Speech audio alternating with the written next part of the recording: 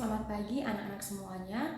Kita bertemu kembali pada pembelajaran seni budaya dan keterampilan bersama dengan saya Miss Johanna Purba. Nah, pada pertemuan hari ini kita akan membahas materi kita pada bab 1, yaitu mengenai berapresiasi seni rupa, seni musik, seni tari, dan seni teater. Nah, yang menjadi pokok pembahasan kita yaitu tentang apresiasi seni, baik itu seni rupa, seni tari, dan seni musik. Nah, pada pembelajaran sebelumnya kamu juga pernah kan membahas tentang apresiasi, di mana Miss ingatkan kembali bahwa apresiasi itu apa? Apresiasi itu adalah aktivitas mengindra karya seni, merasakan, menikmati, menghayati, dan menghargai nilai-nilai keindahan dalam karya seni, serta menghormati keberagaman konsep dan variasi konvensi artistik eksistensi dunia seni. Nah, ini adalah pengertian dari apresiasi, dan tujuan dari apresiasi ini sebenarnya apa? Tujuannya itu agar si pengkarya mengetahui bagaimana tanggapan masyarakat terhadap karya yang telah dia buat gitu. Dari situ dia akan tahu, dia akan melihat apa yang menjadi kekurangan atau kelebihan dari karyanya. Nah, langsung saja kita lanjutkan. Nah, pada hakikatnya semua manusia atau masing-masing orang itu memiliki tingkat kepekaan yang berbeda-beda atau perasaan yang berbeda-beda.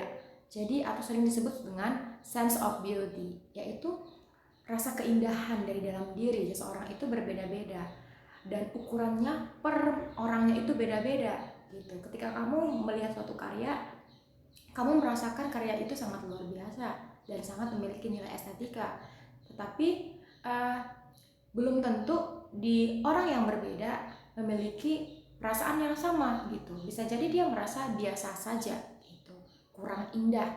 Nah, itu tadi disebut dengan sense of beauty. Jadi berbeda-beda ya tingkat kepekaan, perasaan yang dirasakan tiap orang dalam menanggapi atau mengapresiasi suatu karya.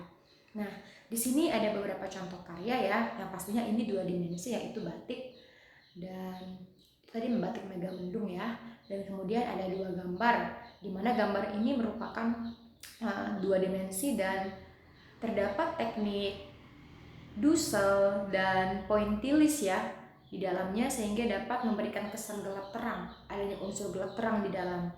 Nah, diperhatikan baik-baik, dan ini juga mungkin sudah Miss berikan pada minggu-minggu sebelumnya, yaitu beberapa sampel di mana kamu mengamati gambar-gambar tersebut, sehingga kamu mengamati dengan teliti bagaimana dengan unsur atau teknik yang ada di dalamnya. Seperti gambar ini kan, tentunya di sini terdapat perpaduan warna ya,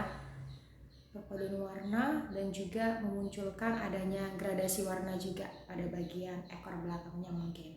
Nah, itu adalah contoh pengamatan ya terhadap suatu gambar, sehingga kamu bisa berpikir dan mengamati dengan baik-baik apa saja sih unsur yang ada pada objek tersebut. Nah, sekarang kita kembali pada apresiasi, di mana bentuk apresiasi itu ada 3. Jadi ketika kamu mengapresiasi itu bentuknya berbeda-beda. Nah, yang pertama apa? Yang pertama, memberikan komentar langsung mengenai karya. Ya jelas, ini seperti yang biasa kita lakukan ya. Ketika kita melakukan apresiasi dalam kelas, ketika temanmu sudah selesai membuat karya, maka kamu memberikan komentar langsung, baik berupa pujian atau mungkin aksi berupa tepuk tangan. Nah, ini adalah bentuk apresiasi yang pertama, memberikan komentar langsung terhadap karya yang dibuat oleh si pengkarya. Nah, kemudian yang kedua, menyebarkan hasil karya seni kepada orang lain. Nah, ini adalah bentuk yang kedua. Jadi yang tadi langsung mengomentari, bagus, luar biasa begitu. Dan yang kedua ini menyebarkan hasilnya. Ini salah satu bentuk apresiasi. Mungkin setelah kamu melihat karyanya, kamu merasa takjub atau merasa kagum terhadap karya seseorang itu, boleh dong kamu foto gitu. Lalu kamu share ke media sosial rasa kekagumanmu itu terhadap karya tersebut. Boleh kamu bagikan ke sosial media, apalagi sekarang ya banyak sosial media yang digunakan untuk mempromosikan gitu, contoh Instagram, Facebook, atau mungkin lain sebagainya, banyak. Dan Boleh juga langsung dari mulut ke mulut, artinya kamu menyebarkan informasi gitu bahwa aku tadi melihat karya ciptaan ini, wow sangat fantastis, sangat luar biasa. Itu dia melalui mulut ke mulut gitu. Kamu istilah menyebarkan gosip yang positif itu terhadap karya seseorang. Nah, berikutnya menggunakan secara langsung. Nah, ini sangat baik ya. Tandanya kamu itu benar-benar mengapresiasi. Kamu langsung menggunakan produknya gitu. Misalkan kamu beli suatu lukisan karena kamu rasa itu sangat bagus, kamu beli lukisan dari seorang seniman itu dan langsung kamu pajang di rumahmu gitu. Itu adalah bentuk apresiasi yang sangat nyata bahwa kamu benar-benar suka dan kamu beli lalu kamu gunakan langsung di rumah. Nah, itu ya bentuk apresiasi seni ada 3. Dan yang pada umumnya yang sering kita lakukan itu yang pertama ya, memberikan komentar langsung. Wah, speechless misalkan, dengan refleks kamu bilang amazing misalkan, luar biasa karyanya. Itu apresiasi yang paling sederhana. Nah, berikutnya kita masuk ke dalam bagian A, pengembangan sikap apresiatif seni rupa, musik, tari, dan teater.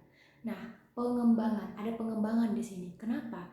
Padahal di kelas 10 kita sudah pernah mengapresiasi apa yang diharapkan dari bab ini gitu. Artinya harus ada pengembangan dari cara kamu mengapresiasi gitu. Kalau di kelas 10, kelas 11, kalau di kelas 10 kamu mengapresiasi itu masih sangat sederhana ya, masih sangat simple. Jadi kamu menanggapinya hanya sangat bagus Miss, sangat luar biasa karyanya.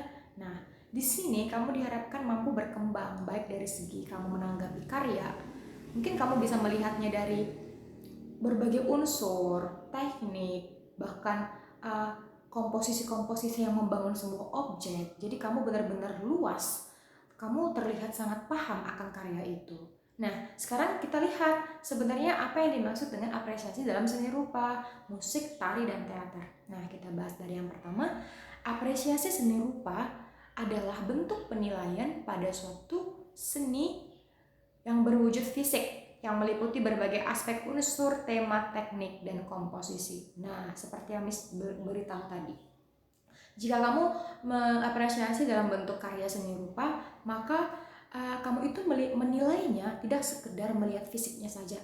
Kamu lihat bentuknya bagus, tidak. Tapi diharapkan kamu mampu mengapresiasinya dari segi unsur. Wah, saya melihat unsur yang tampak di situ, misalkan unsur bidang, garis, dan titik, terlihat sangat menarik sehingga dapat membentuk satu objek yang luar biasa. Misalkan dari gradasi warna terdapat keseimbangan antar warna sehingga memberikan kesan hidup pada objek, misalkan begitu.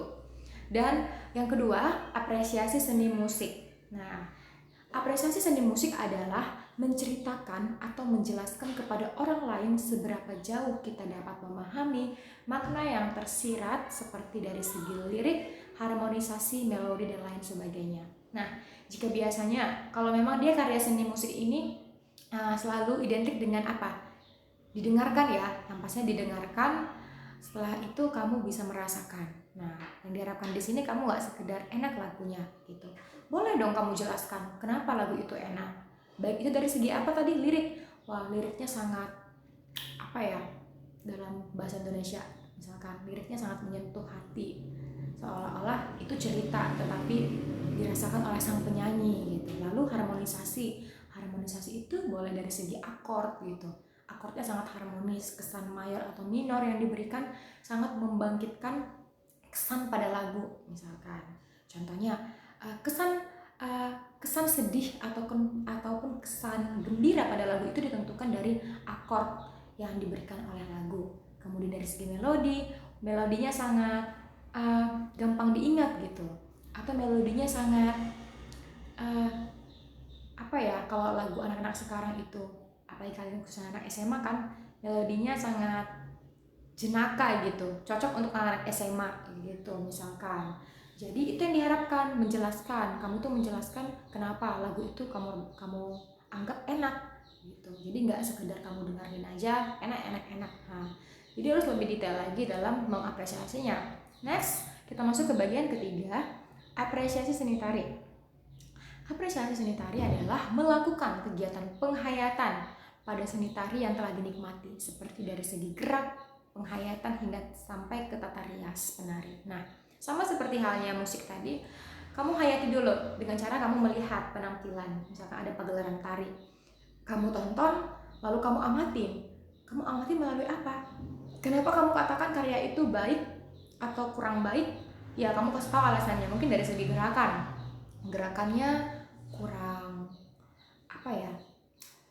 Kurang energik misalkan. Jadi kamu dapat memberikan apresiasi kamu itu sesuai dengan bahasa yang sebenarnya, itu bahasa tari. Apa di situ?